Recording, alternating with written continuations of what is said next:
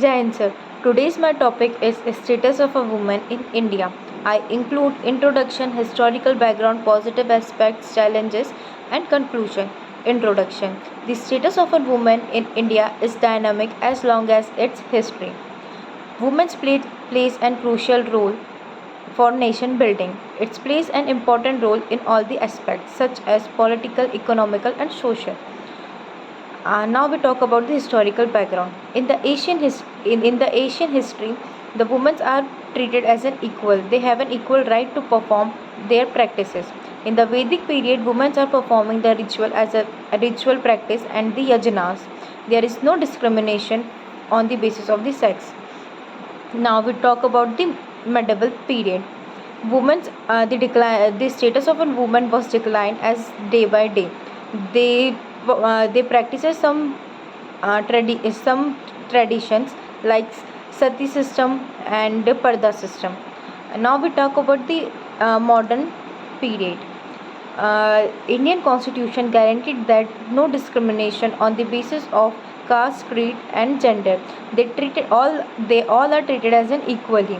Now we talk about the positive aspects.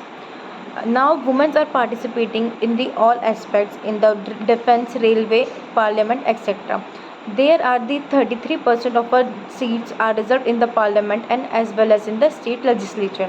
One third position was reserved for the women in all the fields, and women are now performing in all the sectors.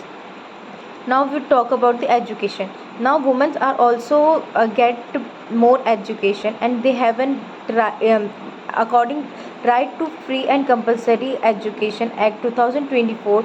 The age limit of a 16 to 14 year, they get free and compulsory education.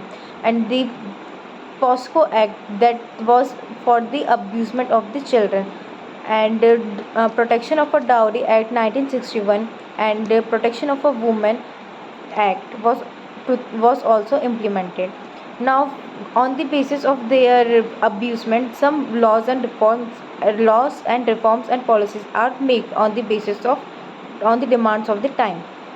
Now we will talk about the challenges. Women are facing some challenges like on the basis of education, unbiased, basis on the gender, and basis on the gender and abuse.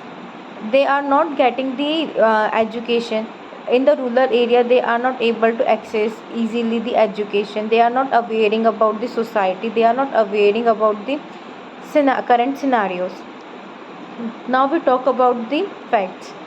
The literacy rate of a woman is 65%, and as per the 2011 census, there are 960 females per 1000 males, and the workforce of a woman is 23%, and the gender gender pay gap is 20%. as I and there are some reforms and policies such as Beti Bachao Beti Padhao and Ladli Bahna Yojana, etc. There are many policies for upliftment of the women. And Mahila Sashaktikaran Kendra was also developed for the women for their upliftment on, and in this way they can gain the skill development and job opportunities, employments, etc. And now we will talk about the there are some non-government organizations such as Seva was also working for the women's development. They goes in the rural area and the slum area. They inform about the education and the role of a woman in all the aspects. And for an example, they give an example such as the Aarti Shah. She was the first swimmer who across the English Channel.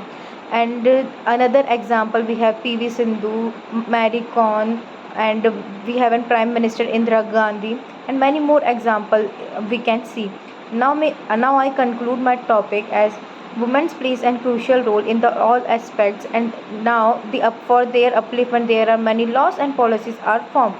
The upliftment of the women was increased and the discrimination on the basis of caste, creed and religion was decreases.